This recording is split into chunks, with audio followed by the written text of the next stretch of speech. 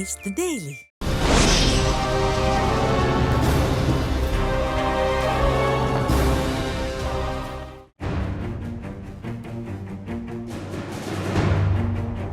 அண்மையில் நடைபெற்று முடிந்த ஸ்ரீலங்காவின் நாடாளுமன்ற தேர்தலில் தமிழ் மக்கள் வழங்கிய ஆணை பலரையும் அதிர்ச்சிக்குள்ளாக்கி இருக்கின்றது.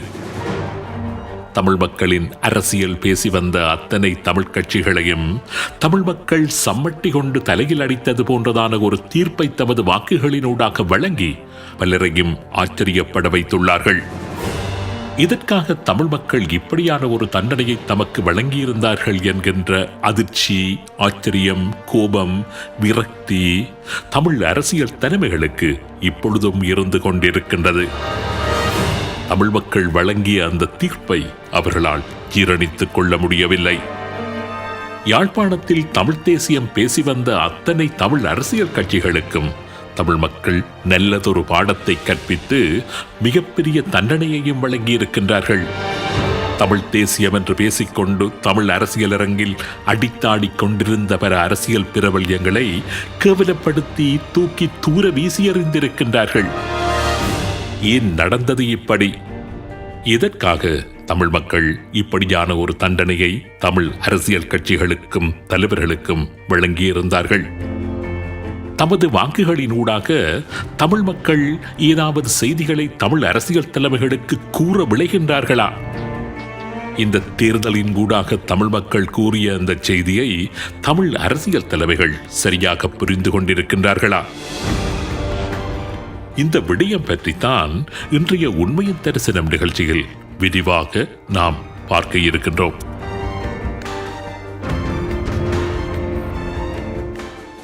முதலில் தமிழ் மக்களின் தலைமைகள் என்பவர்களும் தமிழ் அரசியல் கட்சிகள் என்று கூறிக்கொண்டு தமிழ் மக்கள் மத்தியில் வலம் வந்து கொண்டிருப்பவர்களும் யார் என்று நாம் பார்த்தாக வேண்டும். ஸ்ரீலங்கா அரசின் ஒட்டோடிகள் என்று கூறப்படுகின்ற டக்ளஸ் தேவானந்தா, கருணா, பிள்ளையான், அங்கஜன் போன்றோரை தமிழ் அரசியல் தலைமைகளாக அடையாளப்படுத்துவதற்கு நாங்கள் விரும்பவில்லை. இவர்கள் தமிழ் மக்களின் நலனை விட ஸ்ரீலங்கா அரசாங்கத்தின் நலனையை பிரதிநிதித்துவப்படுத்தும் வகிபாகத்தை செய்து வருவதன் காரணமாக இப்படிப்பட்ட தலைவர்களை தமிழ் தலைமைகள் என்கின்ற வரையறைக்குள் நாங்கள் கொண்டு வர விரும்பவில்லை. தமிழ் தேசியம் பேசியபடி தமிழ் மக்களின் விடுதலைக்காக வென்று கூறிக்கொண்டு தமிழ் மக்கள் மத்தியில் அரசியல் செய்து வருகின்ற கட்சிகளைத்தான் இங்கு நாம் யார் இவர்கள் என்று பார்க்க இருக்கின்றோம். நடைபெற்று முடிந்த நாடாளுமன்ற தேர்தலில் சங்கு சின்னத்தில் போட்டியிட்ட பல கட்சிகள் தமிழ் மக்களின் விடுதலைக்காக வென்று ஆயுதம் ஏந்தி போராடிய கட்சிகள். டிலோவாக இருக்கட்டும், புளொட்டாக இருக்கட்டும், EPRLF ஆக இருக்கட்டும், இந்த கட்சிகள் அத்தனையுமே தமிழ் மக்களின் விடுதலைக்காக ஆயுதம் ஏந்தி போராடிய காலத்தை விட இந்திய படைகளுடனும் ஸ்ரீலங்கா படைகளுடனும் இணைந்து அவர்களது ஒட்டுக்குழுக்களாக செயற்பட்டு தமிழ் மக்களுடைய அரசியல் அபிலாஷைகளுக்கு எதிராக களமாடிய காலம்தான் அதிகம் என்று கூறலாம். 1987 மற்றும் 88 ஆண்டுகளில் இந்திய படைகள் இலங்கையில் தமிழ் மக்களை கொன்று குவித்து தமிழ் பெண்களை பாலியல் வல்லுறவு புரிந்த காலங்களில் அவர்களது அத்தனை அநியாயங்களுக்கும் கூட இருந்து துணை புரிந்தவர்கள்தான் இந்த டிலோ மற்றும் EPRLF போன்ற அமைப்புகள். தமிழ் பெண்களை பாலியல் வல்லுறவு புரிந்தவர்கள், எண்ணிலடங்காத காட்டி கொடுப்புகளை செய்தவர்கள், கொடூரமான பல படுகொலைகளை செய்தவர்கள் என்று தமிழ் மக்களுக்கு இவர்களது சமூக விரோத நடவடிக்கைகள் காரணமாக நன்கு பரிச்சயமானவர்கள்தான் இந்த தமிழ் அமைப்புகள். ஒரு நபரை தலைமண்டையில் சுட்டு படுகொலை செய்வதை மண்டையில் போடுவது என்று அழைப்பார்கள். அந்த காலகட்டத்தில் தமிழ் மக்களுக்கு எதிராக இதுபோன்ற படுகொலைகளை செய்வதற்கு என்றே அந்த காலகட்டத்தில் மண்டையன் குழு என்று ஒரு குழு உருவாக்கப்பட்டிருந்தது. அந்த மண்டையன் குழுவுக்கு தலைமை தாங்கியவரும் இந்த தேர்தலில் தமிழ் மக்களின் ஆணை வேண்டி தமிழ் அரசியல் கட்சி ஒன்றில் போட்டியிட்டிருந்தார். ஸ்ரீலங்கா அரசாங்கம் தமிழ் மக்கள் மீது இன அழிப்பு நிகழ்த்திய காலகட்டங்களில் அந்த இன அழிப்பை செய்த ஸ்ரீலங்கா படைகளின் துணை ராணுவ குழுக்களாக உத்தியோகபூர்வமாக செயற்பட்டு அவர்கள் சார்பாக நீதிக்கு புறம்பான படுகொலைகளையும் ஆட்கடத்தல்களையும் செய்த EPRLF, டிலோ, புளொட் போன்ற அமைப்புகளின் பல முக்கியஸ்தர்கள்தான் பின்னாட்களில் தேசிய முகமூடி அணிந்து தேர்தலில் போட்டியிட்டிருந்தார்கள். இப்படிப்பட்டவர்களை ஒரு சந்தர்ப்பத்தில் தமிழ் மக்கள் மன்னித்து அவர்கள் அரசியல் செய்வதற்கு அனுமதித்திருந்தார்கள். தமிழ் தேசியமாக தமிழ் மக்கள் ஒன்று திரள வேண்டியதன் அவசியத்தை மனதில் நிறுத்தி சமாதான காலத்தில் இந்த அமைப்புகளுக்கு ஒரு பொது மன்னிப்பை வழங்கிய தமிழ் மக்கள் தமிழ் தேசிய கூட்டமைப்பு என்கின்ற ஒரு அமைப்பில் இவர்கள் இணைந்து போட்டி போட அனுசரணையும் வழங்கியிருந்தார்கள். தாங்கள் இளவயதில் அறியாமல் செய்த தவறுகளை தமிழ் மக்கள் மன்னிக்க வேண்டும் என்று இவர்கள் கேட்டுக்கொண்டதன் அடிப்படையில் இவர்களை மன்னித்து தம்மத்தியில் அரசியல் செய்வதற்கு தமிழ் மக்கள் அனுமதித்தும் இருந்தார்கள். இவர்களை தமிழ் மக்கள் மன்னித்திருந்தார்களே தவிர இவர்கள் செய்ததை தமிழ் மக்கள் மறக்கவில்லை. முள்ளிவாய்க்கால் அவலத்தின் பின்பு தமிழ் மக்களின் புஜபலம் குறைந்ததும் மறுபடியும் இந்த தமிழ் அமைப்புகள் நமது பிறவிக் குணத்தை தமிழ் மக்கள் மத்தியில் காண்பிக்க ஆரம்பித்திருந்தார்கள். தமிழ் மக்கள் தங்களுடைய பிரதிநிதிகளாக இவர்களை தெரிவு செய்ய இவர்களோ பல்வேறுபட்ட தூதரங்களின் பிரதிநிதிகளாக பலம் பெற ஆரம்பித்தார்கள்.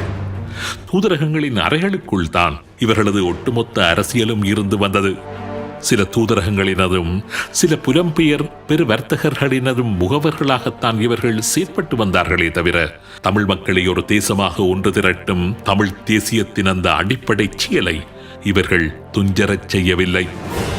வடபகுதிக்குள் போதைப்பொருள் கடத்தும் செயலாக இருக்கட்டும், மதுபான அனுமதி பத்திர விடயமாக இருக்கட்டும், யாழ்ப்பாணத்தில் பாலியல் தொழிலாக இருக்கட்டும், தமிழ் இளைஞர்களை அரசியல் மலடாக்கும் எதிரிகளின் அத்தனை காரியங்களிலும் இவர்களின் சில உறுப்பினர்கள் ஈடுபடுவதாக மக்கள் குற்றம் சுமத்தி வருகின்றார்கள்.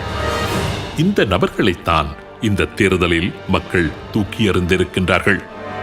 தமிழ் தேசியம் என்கின்ற முகமூடி அணிந்து தமிழ் மக்களின் பெயரில் தமிழ் மக்களை ஏமாற்றி அரசாங்கத்தினதும் தூதரகங்களினதும் முகவர்களாக வலம் வந்த இந்த கட்சிகள் அத்தனையையும் ஒன்றுவிடாமல் துடைத்தெறிந்து தமது கோபத்தை தமிழ் மக்கள் கொட்டி தீர்த்திருக்கின்றார்கள் தமது வாக்குகளின் கூடாக.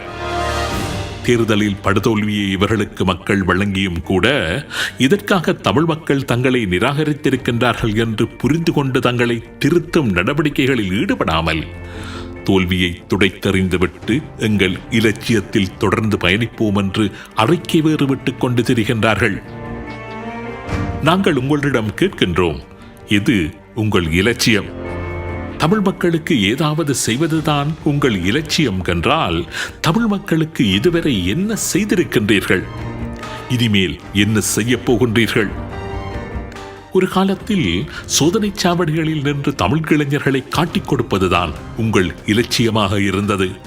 அந்த இலட்சிய பாதையில் தானா நீங்கள் பயணம் செய்ய போகின்றீர்கள்? தமிழ் இளைஞர்களை மண்டையில் போடுவதுதான் ஒரு காலத்தில் உங்கள் இலட்சியமாக இருந்தது. அந்த இலட்சிய பாதையில் தானா எதிர்வரும் காலங்களில் நீங்கள் பயணிக்கப் போகின்றீர்கள்?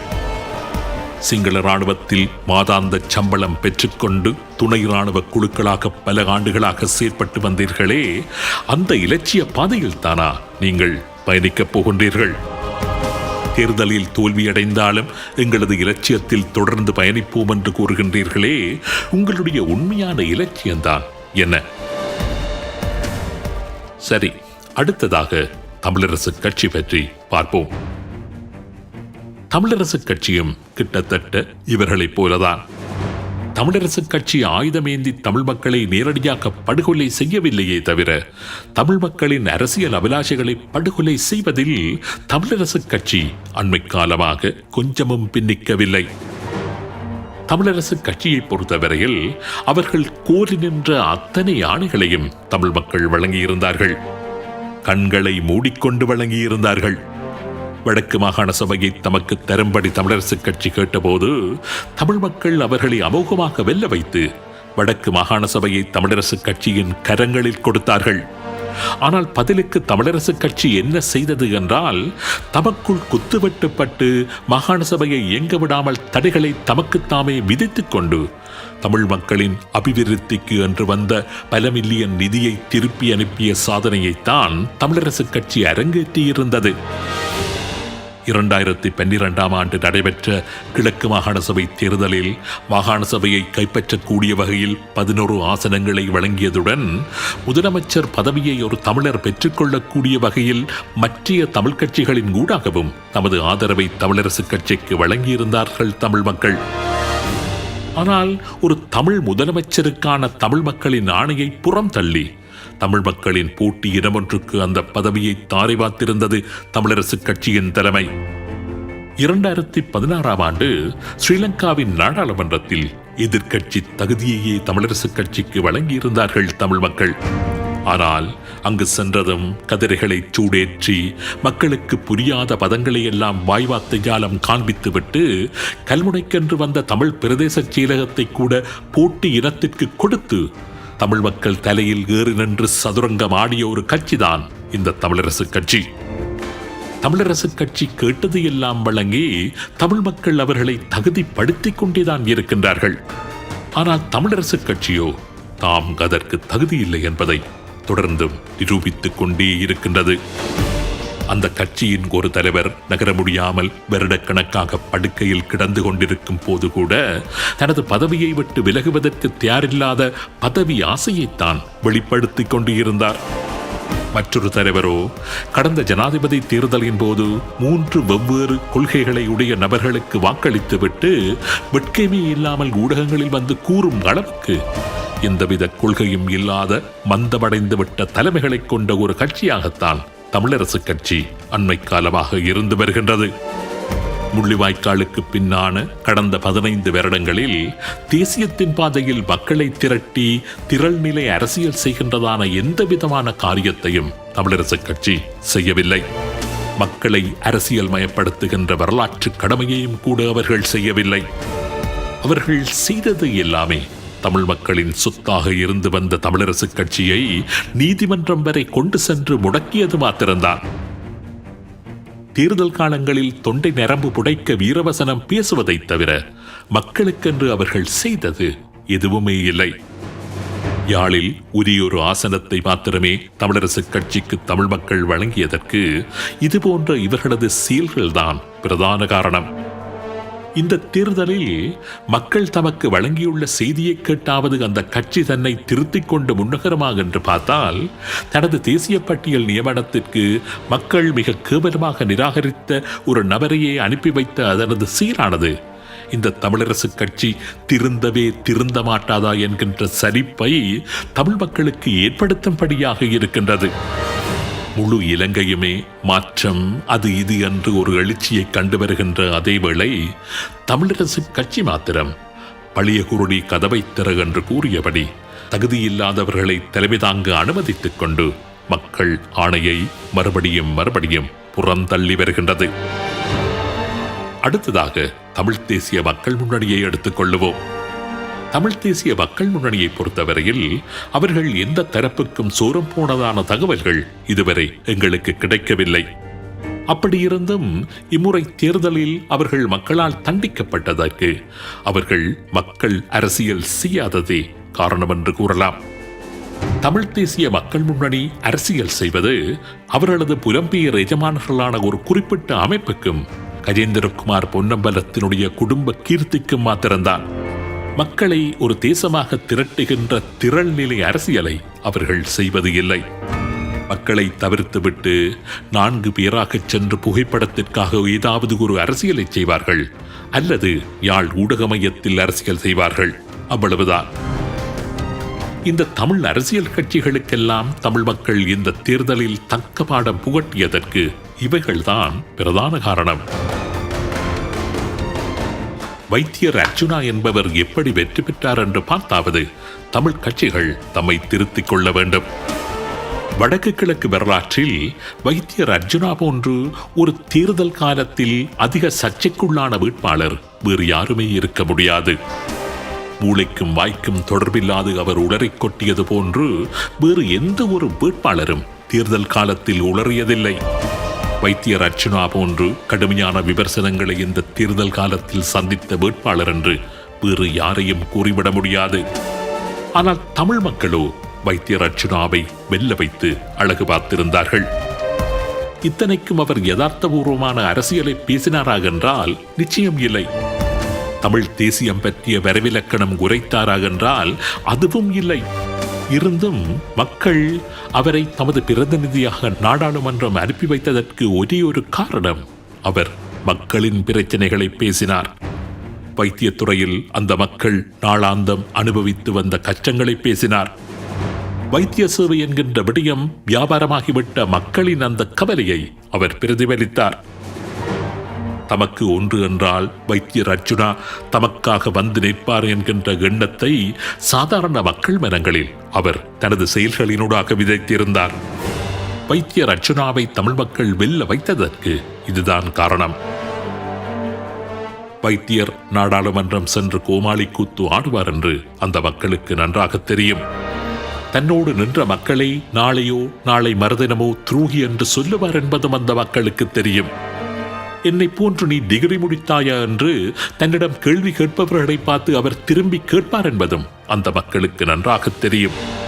ஆனாலும் யாருமே பேசாத நிலையில் அந்த மக்களுக்காக, அந்த மக்களின் பிரச்சனைக்காக ஒருவன் துணிந்து நின்று பேசினான், கேள்வி கேட்டான், சிறை சென்றான், தனது பதவியை அவன் இழந்தான் என்ற அர்ஜுனாவின் அந்த சீடுக்காகத்தான் மக்கள் அர்ஜுனாவை தமது பிரதிநிதியாக நாடாளுமன்றம் அனுப்பி வைத்தார்கள். சுமந்திரன், கஜேந்திரன், கஜேந்திரகுமார் பொன்னம்பலம் போன்ற மிக பிரபல்யமான தமிழ் தலைவர்களை விட அதிக வாக்குகளை வழங்கி மக்கள் அர்ஜுனாவை நாடாளுமன்றம் அனுப்பி வைத்ததற்கு மக்களின் பிரச்சனையை மக்களோடு மக்களாக நின்று அவர் பேசினார் என்பதுதான் முக்கியமான காரணம். தமிழ் தேசியம் பேசி இந்த தேர்தலில் தோல்வியடைந்த அரசியல்வாதிகளிடம் நாங்கள் சொல்ல விரும்புவது இதனைத்தான். தமிழ் மக்களுடைய பிரச்சனைகளை தமிழ் மக்களுடன் கூட நின்று நீங்கள் பேசியிருந்தால் தமிழ் மக்கள் உங்களுக்காக நின்றிருப்பார்கள். மக்களுக்காக நீங்கள் உங்களை உண்மையிலேயே அர்ப்பணித்திருந்ததாக மக்கள் நம்பியிருந்தால் நிச்சயம் உங்களை அவர்கள் நாடாளுமன்றம் அனுப்பி வைத்திருப்பார்கள். ஆனால் நீங்கள் அதனை செய்யவில்லை. செய்வதாக கூறினீர்கள், நடித்தீர்களே தவிர உண்மையிலேயே நீங்கள் அதனை செய்யவில்லை. செய்திருந்தால் நிச்சயம் தமிழ் மக்கள் உங்களை தூக்கி வீசி எறிந்திருக்க மாட்டார்கள். வைத்தியர் அர்ஜுனாவுக்கு புலம்பெயர் மண்ணில் இருந்து கிடைத்த ஆதரவை பார்த்து உண்மையிலேயே நாங்கள் வியந்திருந்தோம். அர்ஜுனாவுக்கு உதவ வேண்டும் என்று ஒரு வேள்வியே இங்கு நடந்து கொண்டிருந்தது. சில சமூக வலைத்தளங்களில் ஒரு தொகுதி புலம்பெயர் மக்கள் ஒன்று கூடி நின்று துணிந்து அர்ஜுனாவுக்கு வழங்கிய ஆதரவை பார்த்தபோது மனம் ஏற்கவும் முடியவில்லை. இவர்கள் எல்லாம் முட்டாள்கள் என்று கூறிவிட்டு இலகுவாக கடந்து செல்லவும் முடியவில்லை. பல படித்தவர்கள், வைத்திய கலாநிதிகள், முன்னாள் போராளிகள், தாய்மார், இளைஞர்கள் இப்படி பலர் புலம்பெயர் நாடுகளில் திரண்டு நின்று அர்ஜுனாவை தமது உணர்வுகளினாலும் பொருளாதார உதவிகளினாலும் தாங்கி பிடித்துக் கொண்டு நின்றார்கள். இந்த தேர்தல் காலத்தில் துரோகிகள், நாய்கள் என்று வைத்தியர் அர்ஜுனா அவர்களை பார்த்து திட்ட திட்ட அவர்கள் தொடர்ந்தும் அர்ஜுனாவுக்கு ஆதரவு வழங்கிக் கொண்டிருந்ததை பார்த்து உண்மையிலேயே ஆச்சரியப்பட்டேன். அது சரி, இது பிள்ளை என்று நான் கூற வரவில்லை. புலம்பெயர் சமூகம் என்ற அந்த தரப்பை கையாளுவதில் தமிழ் தேசிய கட்சிகள் விட்ட தவறைத்தான் இங்கு நான் சுட்டிக்காண்பிக்க விரும்புகின்றேன். ஒரு அரசாங்கம் செய்ய முடியாத காரியத்தை தமது தேச விடுதலைக்காக செய்து காண்பித்தவர்கள்தான் புலம்பெயர் தமிழ் மக்கள்.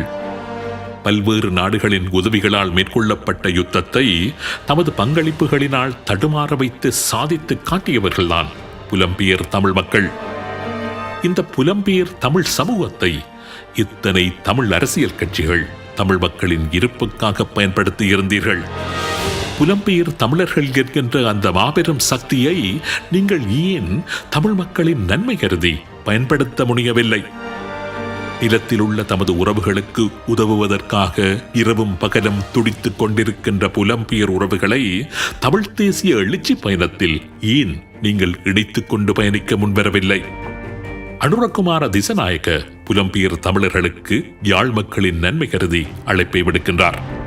அனுரகுமார திசநாயக்க தேர்தல் பிரச்சாரத்திற்காக யாழ்ப்பாணம் வந்தபோது புலம்பெயர் தமிழர்கள் யாழ்ப்பாணத்தை கட்டியெழுப்ப முன்வர வேண்டும் என்று யாழ் மண்ணில் நின்றபடி அறைகூவல் விடுக்க முடிகின்றது என்றால் ஏன் புலம்பெயர் தமிழ் மக்களின் இரத்தமும் சதையுமான உங்களால் அதே போன்ற ஒரு அறைகூவலை விடுக்க முடியவில்லை? ஏன் நீங்கள் அதனை இன்று வரை செய்யவில்லை? உங்கள் கட்சிகளின் கிளைகள் புலம்பெயர் மண்ணில் ஏன் இதுவரை திறக்கவில்லை?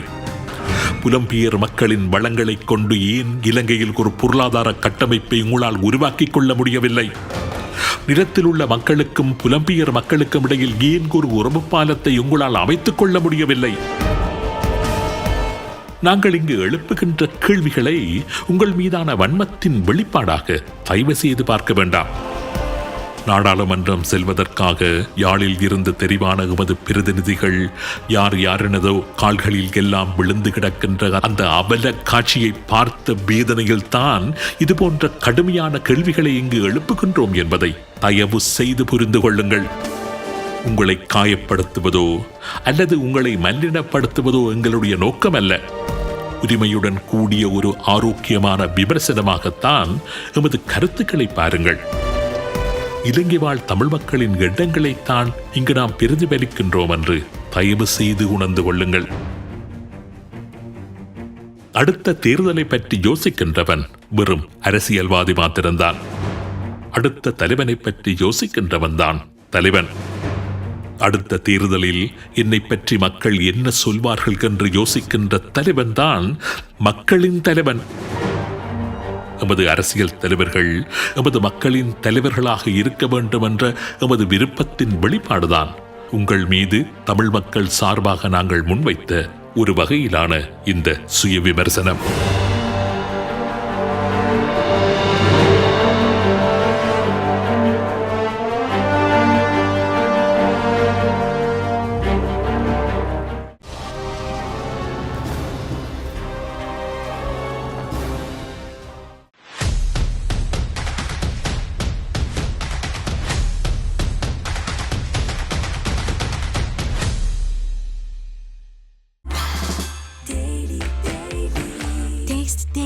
Taste the Daily.